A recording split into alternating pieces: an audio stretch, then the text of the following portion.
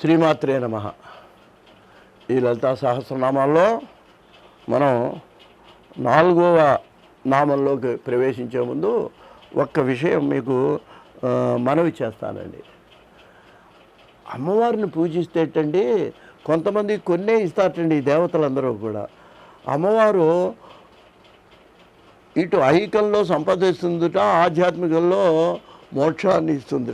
ఇది వ్యాస భగవానులు ఒక శ్లోకంలో చెప్పారండి. ఇది మనం చాలా శ్రద్ధ ఈ లలితా సహస్రం అండి ఎంత శ్రద్ధగా వింటే, ఎంత నమ్మకంగా చదివితే అంత పట్టిస్తుందండి మనకు, అంత మనకు ప్రతిఫలం వస్తుంది దానివల్ల.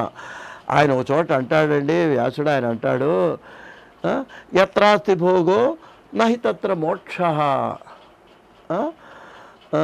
యత్రాస్తి మోక్ష నహి తత్ర భోగ. శ్రీ సుందరి పాద శ్రీ సుందరి సేవన తత్పరాయాం భోగేషు మోక్షేషు కరస్థయేవ. ఇదండి శ్లోకం. శ్రీ సుందరి అంటే ఏంటి? లలితా త్రిపుర సుందరి. మామూలుగా దేవతలు ఎట్లా ఉంటారంటే, మనం కొంత భోగాల్ని అడిగేవాళ్ళు, ఏ లక్ష్మీదేవి ఇచ్చింది అనుకోండి, ఆవిడ మోక్షం ఇస్తుందో లేదో నమ్మకం లేదు, డబ్బులే ఇస్తుంది అంతే ఆవిడ.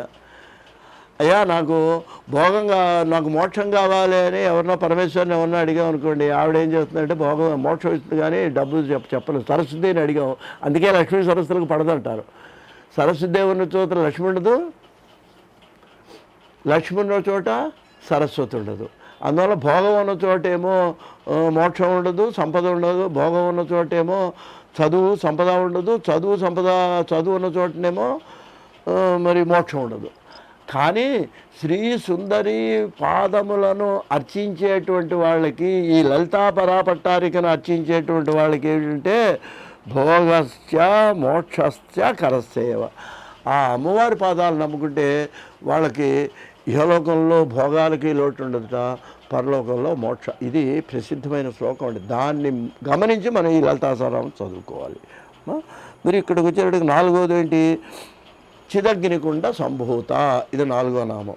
దీన్నే మనం నామం కింద చెప్పుకుంటే ఎట్లా చెప్పాలి? ఓం చిదగ్నికుండ సంభూతాయై నమః. అదండి, ఎయ్ అనాలి. ఓం చిదగ్నికుండ సంభూతాయై నమః అనాలండి. అంటే మీకు ఒక అనుమానం రావచ్చండి, ఏమిటి చిదగ్నికుండం అంటే ఏమిటి? చిదగ్నికుండం అంటే ఏమిటన్నమాట అండి? జ్ఞానము. ఇప్పుడు మనం చెప్పేటప్పుడు చెబుతుంటాం సత్ చిత్ ఆనందం అంటాం.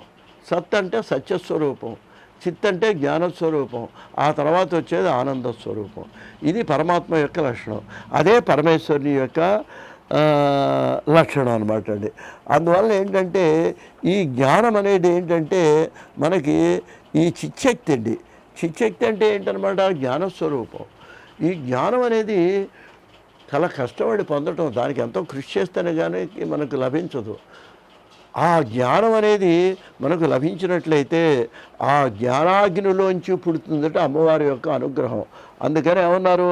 చిద అగ్నికుండం కనుక, ఆ జ్ఞానాన్ని ఒక అగ్నికుండం కనుక మనం భావిస్తే, నిజంగా అగ్నికుండమో అది కాదండి. అక్కడ చిత్త అనేది ఒక అగ్నికుండంలాగా మనం భావిస్తే దాంట్లోంచి పుట్టిన జ్యోతి రూపమే ఈ అమ్మవారు. కాబట్టి మరి ఇటువంటి జ్ఞానాగ్ని, చిత్ అంటే జ్ఞానము, దాంట్లోంచి సంభూతమైనటువంటి అమ్మవారు మనకి అనుగ్రహాన్ని ఇస్తుంది. ఏమిస్తుంది?